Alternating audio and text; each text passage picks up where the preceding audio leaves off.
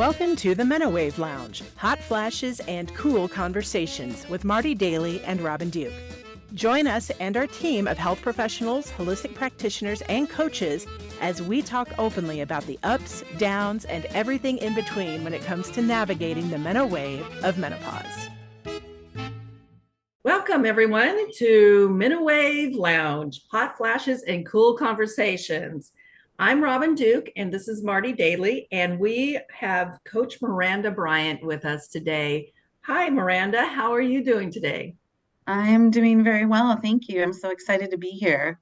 Thank you. Miranda Bryant is a certified menopause coach and life coach with a master's degree in public health. She not only works with women going through menopause to address all the areas of their physical and mental health, she also helps women in midlife design the second half of their lives, including identifying what their dream is and also, just as important, their roadblocks to getting there. Once again, we are super excited to have you. This is going to be a really fun show. I like to start off all of our podcasts talking about moments of menopause, which I'm sure everyone here can understand. I want to share one that just happened to me right now.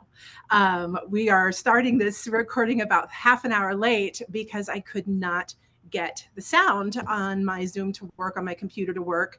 And we were at a time crunch. I've got two beautiful women who are like, we have this meeting, and I'm starting to get flustered. Nothing is working. I'm starting to cry. I'm starting to shake. I'm starting to forget every single password that I have because I had to swap out laptops, and then I'm starting to hot flash, and I've got my fan on now. And when I finally was able to be successful, I was in tears. I was literally bursting out in tears on this call. And thankfully, we're on with women who get me and get this and understand, and just want you guys to know that it happens, and we can let it take us down, or we can just roll with it. So that was mine. Robin, how about you? Have you had any fun mental moments? Oh, well, I can definitely relate to your story. I am just hate when my computer fights with me. And who has ever just cussed at their computer and just wanted them to throw it out the window? Yes. Yeah, I have done that. I think we've all been there. And I think for me, as I get older, technology just seems to baffle me. And it's just like, I want to call my 20-year-old daughter and go, hey, can you fix this for me? I don't know. But then we get composed, and then we just like, okay, we're going to make this work. And sometimes you have to walk away. I have to walk away, look somewhere else, change my mindset, and then come back and go, okay, this will not conquer me. Right. Yeah. So I totally am there with you, Marti. Well, my menopause moment, I have many, but the one I'm going to share with you happened about 3 weeks ago. And I was I live in St. Paul, Minnesota. I was flying to San Diego for a coaching conference, and I thought my flight was at 3 p.m. I'm a last minute packer always. So at about 9:30 a.m., I was doing something on my laptop, knowing as soon as I was done, I was going to jump in the shower, pack, and head out. And I suddenly got this notice that said boarding now. And I'm like in my PJs in front of my laptop. I'm like, what? So I had to rebook the flight, which cost me $142. And then the new flight I got on got held up because of thunderstorms in Denver. So I didn't even make it to San Diego. I had to spend the night in a crappy hotel, then get up at 3:30 the next morning to catch the 6 a.m. flight to San Diego. Honestly, what I figured out is I think the landing time for the first flight was 3 p.m., not the takeoff time. So that's a menopause moment that cost me money. Those are always the most fun ones, aren't they? They're like, not only is it embarrassing, and we're like, oh, head slap, but that's also cost money. So we are not alone. We are not alone. And so I appreciate you both with their absolutely, absolutely. But I think in these moments, we just need to like reflect and give ourselves some love and grace and just go, okay. And, try to find something humorous in there, because if you don't, you'll cry. So. Absolutely. Good. I am a huge proponent of laughing at myself. I don't mind if other people laugh at me. I laugh at myself. I think it's healthy. It makes it more interesting anyway. Mhm. Oh yeah, absolutely. I laugh at myself all the time, and it's just it's a way of releasing that tension that builds up from us not we have this expectation we got to do everything perfectly, and it doesn't. It's like, okay, who else is going to do this? Let's laugh so we don't cry. Yeah. So, Miranda, we talked previously a little bit, and you had such an amazing story. Today, we're talking about menopause in the workplace. And so many of our ladies are still in the workforce and still starting to struggle with menopausal symptoms, perimenopausal. Sometimes you may know that you're in it, maybe you don't know that you're in it, and you're having all these things start reacting in your body, these symptoms, and it can be really confusing, scary, lonely. Emotions are up and down. Miranda, you had such a wonderful story. Can you start us off sharing your story? I don't know that it's that spectacular, but I do think it's a story that many women can relate to. So I am now 57. I entered menopause late. I was 55, so I've only been in it for 2 years. And when I was in perimenopause, I was still living in Seattle and I was working for a nonprofit research institute. And we were in shutdown. Everybody was in shutdown. So we were working from home. And I just remember feeling like very depressed, very anxious, extremely irritable to the point where one of my employees and I got into such a row that we had to bring in an ombudsman to help us communicate with each other. And I'd never had difficulties communicating with people before. And then eventually I had low self-esteem, low energy. I couldn't do my dishes. I had this old house that didn't have an automatic dishwasher, so I had to do all my dishes by hand, and they would just pile up. It was so disgusting. I was so embarrassed of myself, so ashamed. Like, what is wrong with you? Why can't you do your dishes? So all Saturday was just like doing dishes all day long. Um, and then I couldn't stop crying. And so I ended up taking a month of medical leave just to get a grip. And here's what's funny. I did not know I was in perimenopause. I thought that the shutdown was just kind of catching up with me. I still had a job. I was in a much better place than a lot of people. And I thought, well, maybe the fear, like I've been storing it up and not processing, I didn't know. But looking back on it, I now know because I also had brain fog and joint pain and hot flashes. I don't know why it didn't occur to me, but I think one aspect of it is the organization I was working for leans very young, hires a lot of people right out of college. So I didn't think I was that old when they hired me in my late 40s, but by that place's standards, I was a dinosaur. And of course, there was no menopause program in that workplace. Menopause programs in workplaces in the United States is very new, very novel. But and not blaming my former employer, but it just has me wondering, like, if there had been a menopause program for the workplace, it might have helped me understand what I was going through, communicate that to my direct supervisor and my employee, like hoping for some compassion. um, I remember my boss saying, like, are you all right? Do we need to take things off your plate? Because in addition to all these symptoms, which of course I was trying to keep from them, I was always disorganized suddenly. I couldn't find the documents I needed. I couldn't remember the last decision we made. So I'd go to my one-on-ones with her, and I always used to be efficient, sign this, make this decision, do this. Okay, bye. Couldn't do it. And I would get so frustrated with myself, like, what is happening? So that's when she suggested that they take things off my plate. Now, I think a lot of us would be like, yeah, take things off my plate. But we know that that means they think we're incompetent and we're in trouble. Mhm. So I said, no, no, please don't do that. I'll work and work and work. Long story short, I did get laid off. It had nothing to do with menopause. Um, I do think there was some ageism involved, but I can't prove that. I just know that I was the oldest person on our team and no one else was getting laid off. And I have gray hair, which is like sometimes you can pretend that you're not old if depending on what you look like, but not when you have gray hair. So it was a horrible, horrible time in my life for me. But there's a silver lining, and I decided to become a menopause coach because I do not want any woman to have to feel like she's totally alone, just wandering around in the desert, not even understanding that she's in perimenopause, let alone knowing who to go to for support, resources, treatment. It really is a bit of a treasure hunt in the United States. Like here we are helping other women, helping each other. There's no doctor on this podcast, right? I mean, it's just astounding to me how it's kind of like, we're like talking to each other like we're gathered around the fire, sharing information that's critical to the community because it's not readily available elsewhere. Mm-hmm, mm-hmm. Wow. Well, thank you for sharing that. And speaking for myself, I can very much relate. I retired in 2017 from an engineering company, and somewhat of a similar story where I was going through a lot of emotional ups and downs, crying.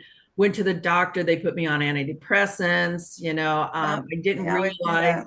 how much of the menopausal symptoms were really there. I thought that because of the pressures of work and the supervisor and some of the other lifestyle, the changes that were going on at work for me, really through my menopausal symptoms, they just amped them up, Oh, because I was just in this emotional place.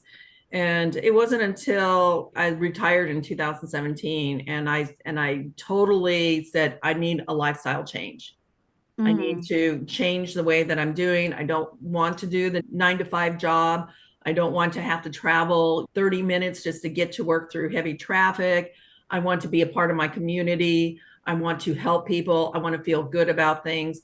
And so at that point, for me, I restarted my coaching business because I love working with women, especially in my age group, which in the 50s, with their lifestyle changes and with their mindsets and self-esteem and things that I was going through. I knew that other women were going through as well.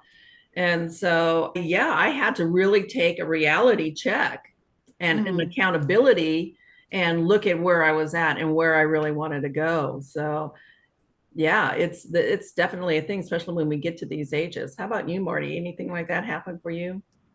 Well, for me, I left the corporate world. Gosh, it's been 15 years ago now. So I was a different situation because I had small children. What I am noticing over the last, especially the last couple of years, now that I'm aware of it, is ways that I can help myself as much as I can, make notes. It's kind of like giving myself a gift of the future. Is if I get some information and I know that I'm going to need it, I write it down and have it. But I wanted to ask you, Miranda, because you mentioned, sparked a question, is the differences between how companies in the US versus, say, in the UK Yeah. approach women going through menopause. And then I was wondering, tying in, because you mentioned that you didn't want to get into, like, is it an ageism thing? But isn't it kind of an ageism thing too, though, because we are getting older and we are having these symptoms? Mm. Yeah, that's a good point. I'll talk about the UK in just a moment, but to address your second point, isn't it ageism? I know there are people out there who will listen to this podcast and be like, really? We have to have a menopause in the workplace program now? Do we have to accommodate every single demographic group? No, you don't. But the fact of the matter is, all women go through menopause. And it's just asking, workplace programs can provide training for managers to recognize what their employees are going through and have a bit of compassion for them. Maybe allow them to flex their hours to attend medical appointments or work from home when they cannot stop bleeding, or have a desktop fan that the company purchased, not the woman having to go out and then submit the invoice for reimbursement. It's not a lot. And you know women, are such hard workers. We're so smart. We take our jobs very seriously. And by the time we get into our 50s, we have a lot of wisdom. And if we are not accommodating them in the workplace, they are going to exit or reduce their hours. There was a recent study done by the Mayo Clinic, which is here in Minnesota, and it found, I'm going to look at my notebook here, I wrote this down, 13% of the female respondents reported having one adverse work outcome, one or more, due to menopause. And they, in this study, defined an adverse work outcome as missed days of work directly due to menopause or perimenopause, reduced hours, being laid off, or being fired. I wagered a bet it's higher than 13%. I really do. Our society overall is aging. And so this is going to become more of an urgent need. It's a business need, really. It's not a touchy-feely, let's hold hands and sing songs moment. It's like your workforce has specific needs in order to work for you, in order to help you make money. So just be a bit compassionate and accommodating, honestly.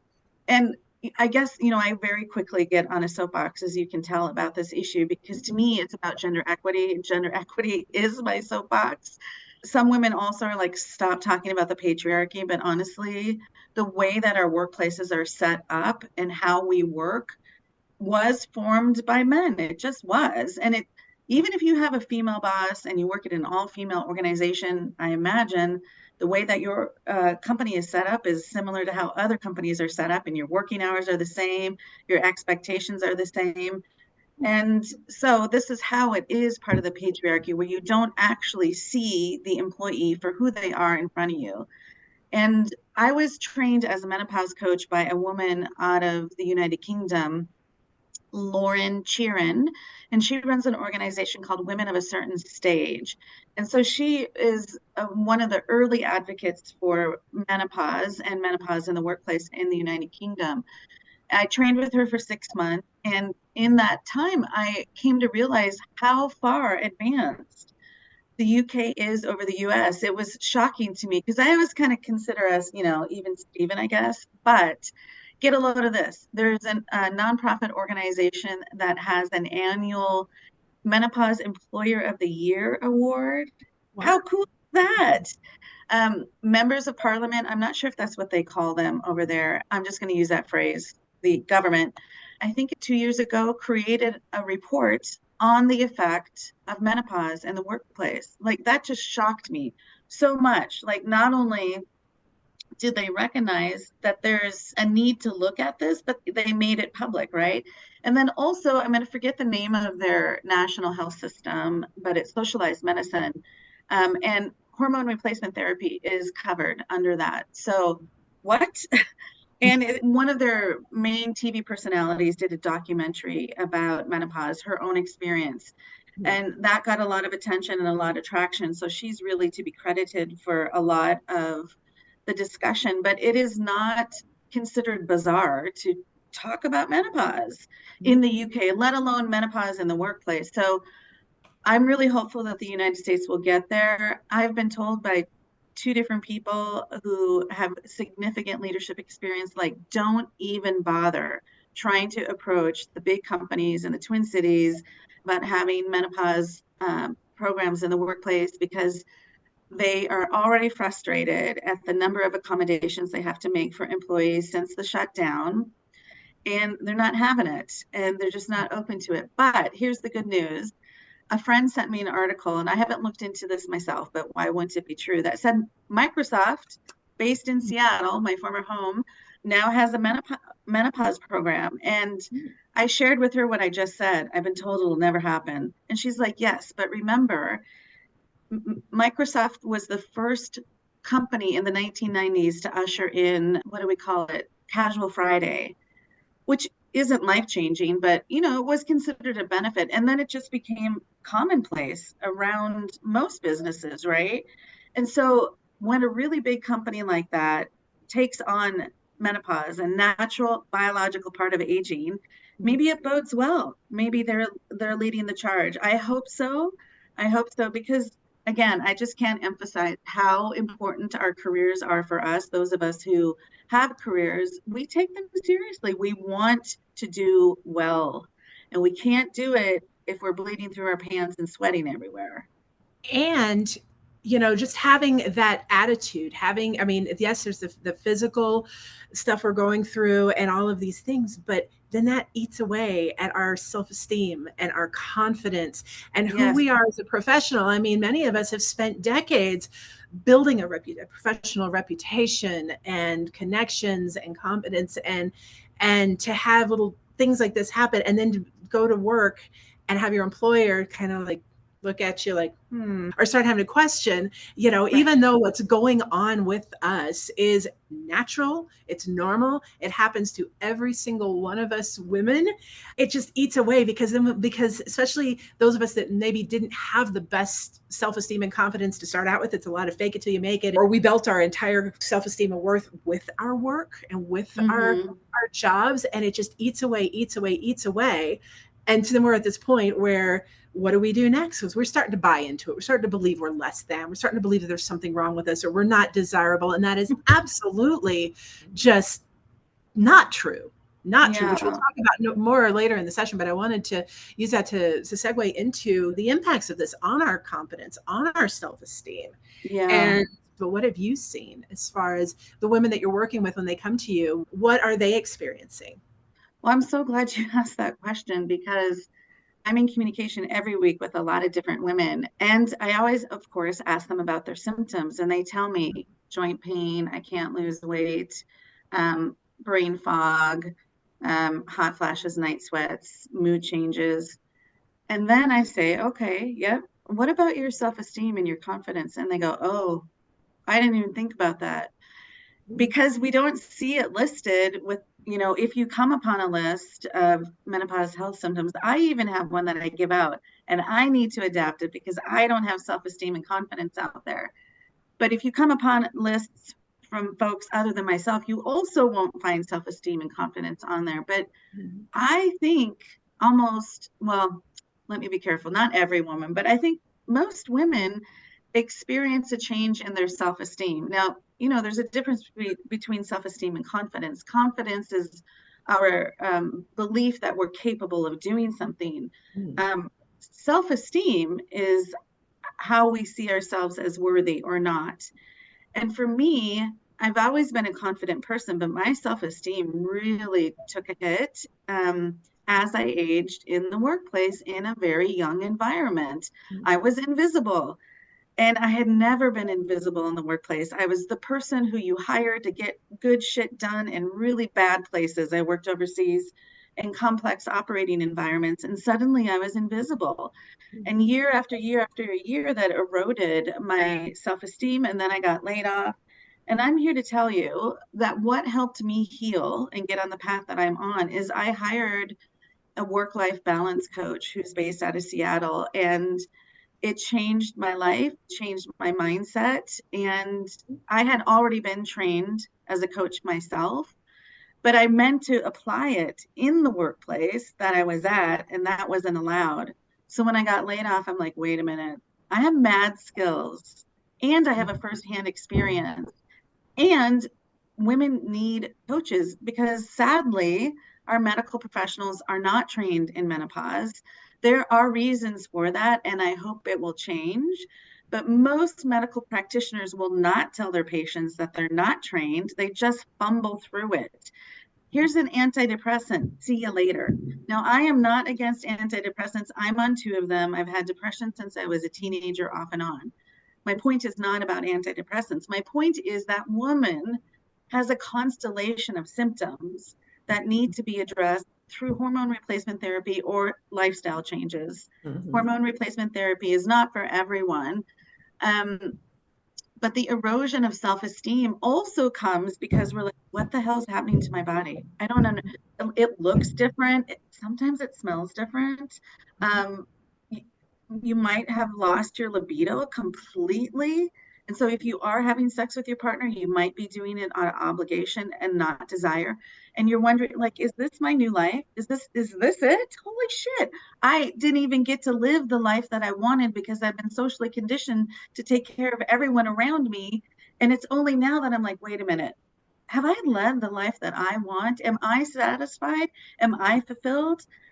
And the good news is menopause, while we will be postmenopausal our entire lives, it doesn't mean the symptoms that we have will be with us forever.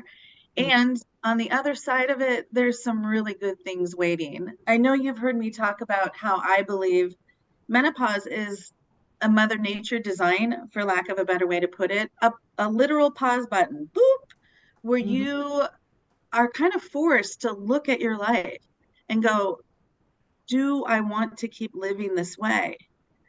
And it's a perfect time to start making those changes. I will argue that almost any woman who's having some sort of challenge or crisis in her life in her 40s or 50s, you can trace it back to perimenopause or menopause. Because when our estrogen leaves the building, that estrogen is the hormone that has us connecting with other people, being nurturing, being caring. That is why society has assigned us to be the carers. But when that goes away, we're like, screw you, man. I'm so tired of Well, taking I care can of you. definitely understand a lot of that, Miranda. And I just kind of want to break some of that down because there were some really good things there that I just wanted to like comment on.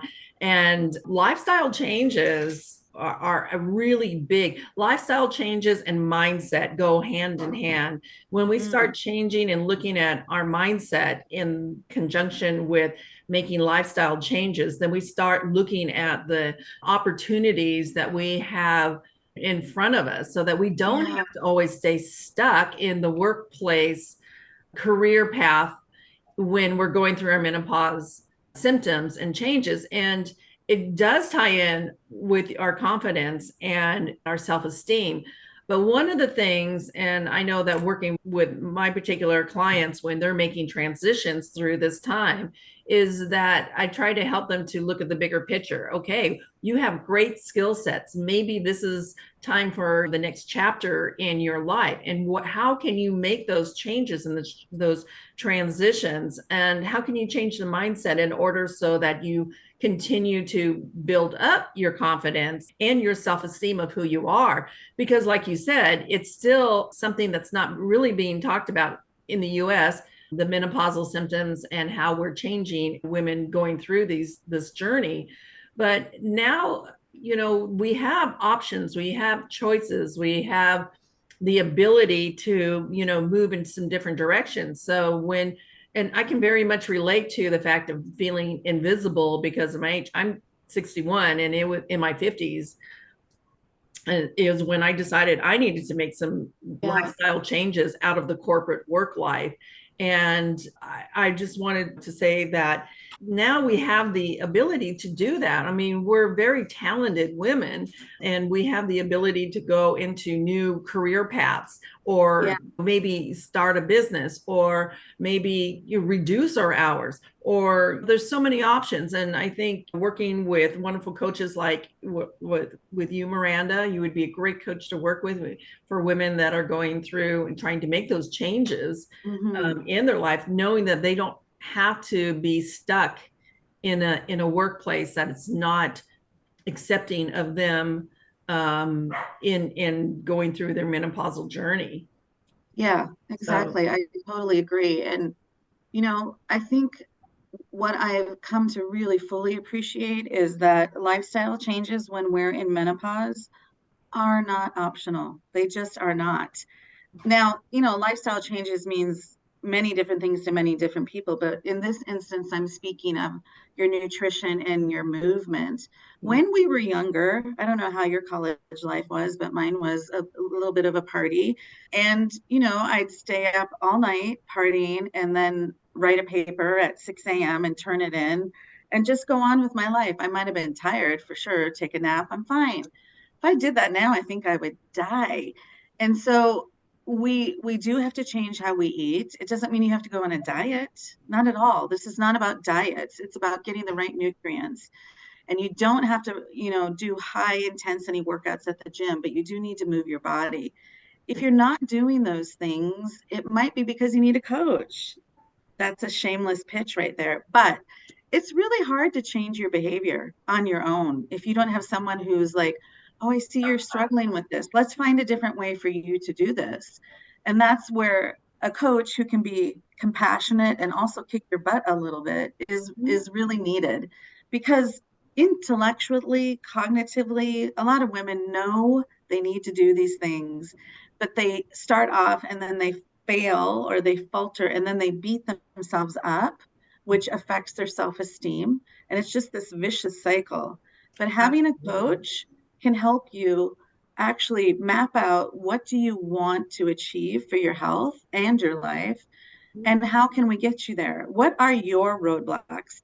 Speaking specifically to you, not to the masses, because Marty's roadblocks are different than Robin's, which are different than mine. And then when those roadblocks come up, because they will, that coach can help you figure out a plan on how to get around that huge boulder that's in your way, so you can carry on, because our brains are wired to keep us safe, right? And so our brain thinks, right, our brain thinks that anything foreign is dangerous. So when you try to change your habits, your brain is freaking out. Your brain is like, don't do that. We've never done that. We don't like that. Stop it. But your brain can adjust neuroplasticity, and you might need a coach and accountability buddy to help you get there. Absolutely. And that is one thing about working with a coach, is the ability to have, like you said, accountability, to help look at those roadblocks and how can we get around those roadblocks? How can we actually envision where we're going, a new life, a new lifestyle, or just tweaking what we have if we like it, so that this menopausal journey doesn't have to be such a roller coaster, that all the pieces can fit together and that we can find solutions so that you can live, a happy, healthy, productive life and feel really good about yourself and who you are and where you are at in your life.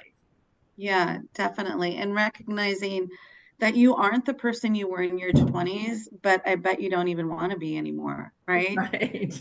So there's also some like settling in that happens when we really come to accept that and look at ourselves with compassion and say, okay, I've got a belly, I've got saggy boobs, and so what?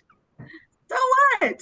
You're still an amazing person. This is just the outside package, right? And I think aging honestly is beautiful, but we're not taught as women to see it as beautiful, right? There's such an emphasis in our society in the United States in particular, but most Western use, on youth, looking young, having no wrinkles, not having gray hair, being thin. And those are really superficial metrics. To me, what's more important is, do you know yourself? Do you know what you want? Do you know how to get it? Do you have people who care about you? Do you care about other people? Are you fulfilled? Are you satisfied? And if not, that's okay, because that's the opportunity to put things in place to move forward. So I honestly believe even the darkest of dark days, they can serve a purpose if we choose to see it that way. And I know I'm making it sound like it's super duper easy. It's not.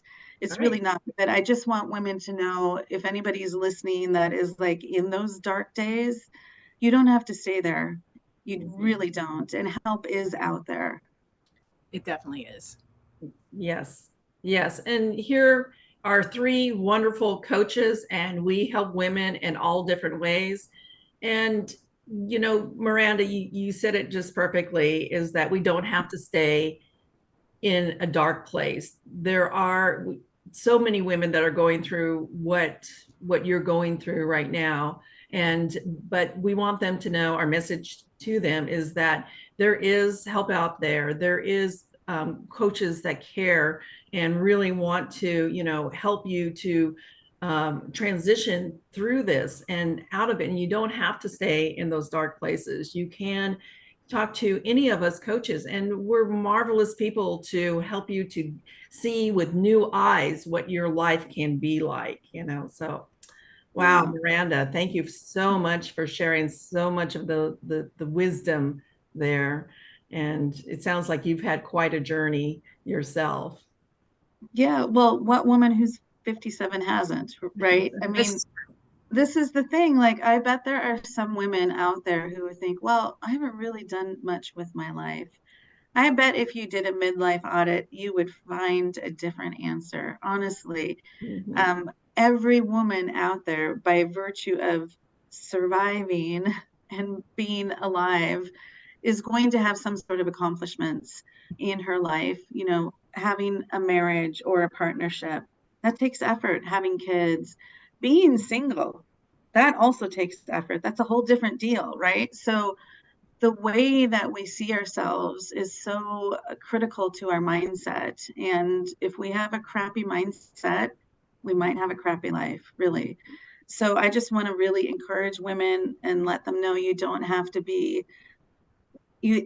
have won a Nobel Prize or the Pulitzer or whatever. Like, you are an important person in your community. I guarantee it. I guarantee it.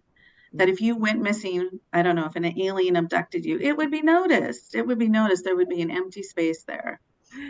So true. So true. I just kind of want to wrap this up. I love the message that we're giving to our audience, our menopause ladies, and that we just really encourage them to, reach out to any of us coaches. We're always a listening ear, and we always have very, very good support, encouragement for anybody that's going through this and just really needs to hear these words of encouragement. Marti, do you have anything that you'd like to wrap up? Yeah, I mean, and there's reasons why we say words like mindset and self-esteem and confidence, and a lot of women might think that's just another buzzword, or oh well, yeah, I have a shitty mindset. How do I fix it? And absolutely, you can work. Coaching helps with that. I want to just touch just a little bit because this is the sandbox in which I play on the subconscious mind, is to kind of how we get to where we are in this moment. At being, midlife, and everything, the bottom falls out, and we're just adding on to it where it came from. Because Miranda had brought up how the subconscious mind is always looking out for us and always protecting us. And it's been doing that our entire life. I'm a consulting hypnotist. And so I look at the subconscious mind and the messages we have from the moment our time begins. This is something I share with my clients. The moment our time begins, and for clients I've had, it's even back in the womb. Our mind is a blank slate, and we get all of these messages and events that happen, things people say, interactions we've had, situations, you name it. Everything that happens, especially from the time we're about 2 or 3 under, everything gets tied to an emotion and becomes a memory or a belief in our subconscious mind. And that's happening till we're about 7. And then we form what is known as the critical faculty of the conscious mind, which is kind of a hardening of whatever beliefs that we've accumulated during that time, and it kind of hardens them off and they become truths. And so we all have this stuff. We've got messages of like how capable we are, how smart we are, how we could do all of this stuff. But a lot of us don't have that, sadly. And it's not always our parents' fault. Sometimes they're just stressed, or they have a mental moment and they say the wrong thing. It doesn't matter where necessarily it comes from, but our little minds get these messages that maybe they're mad, or maybe if somebody is abusive, it's like, you're stupid, or you're never going to amount to anything, or we'd never had you, or why aren't you pretty like your sister? It doesn't, whatever it is, we all have those things. Yeah. And what the sad part of that is that when we get older, like maybe we get to high school and someone, a teacher or a coach is trying to tell us, hey, you know what? You were really smart. You could be a lawyer. You could go be a doctor. Well, if that person was raised thinking, no, I'm stupid, or nobody in my family does that, that's a belief that they have to overcome. And we all have them, and we're able to manage a lot of them. I know that there's tons that I've had that I've been able to do a workaround around, right? And get to a certain age. But at some point, and I'm noticing and I'm seeing when I see these stories from the menopause group, and I speak to the women that I work with, when that bottom falls out, a lot of that old stuff, a lot of those old beliefs that we're carrying from such a long time are starting to shake their way to the surface, because the hormones aren't able to stuff them down, because of all these things, plus what's going on in our body is freaky, and our subconscious mind is like, oh, something feels different. Oh my gosh, all these different things. So my point on that is this is a really good time. And Miranda, we talked about this the other day, as seeing this time as a life pause button, to just take a second and take stock of, yes, this stuff is happening and it is eroding our confidence, our ability to believe that we can do stuff, and our self-esteem of who we are. And to just take a moment, and that's something that I work with, and I'm sure you ladies do as well, is to kind of like help get, okay, let's get rid of that old stuff, not to keep stuff like pushing it down like it doesn't exist. It does exist. It is there. How can we bring it up and get rid of it? So then we kind of recreate that blank slate again. And then, now where are we going to go? Let's take these victories. Let's take these successes. It's hard to raise good kids. It was hard to graduate college. It was hard. Think of that feeling you had when you were in 4th grade and you won that art poster. You were a rock star.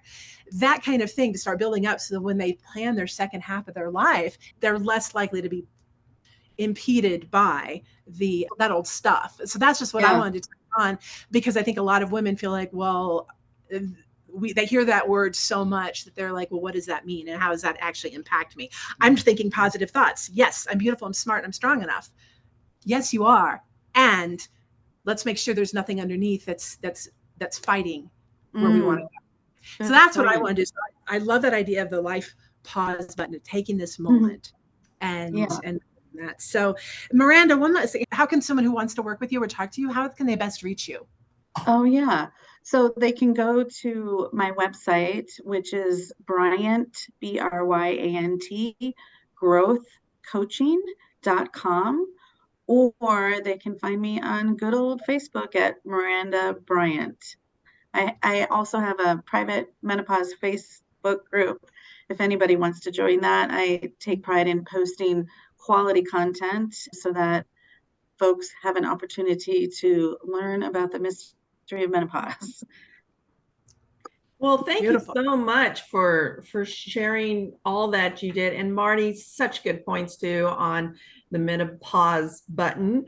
And I hope that all this wonderful conversation really resonates with everyone that's listening to it, and that you find something in it that helps you through your menopause journey.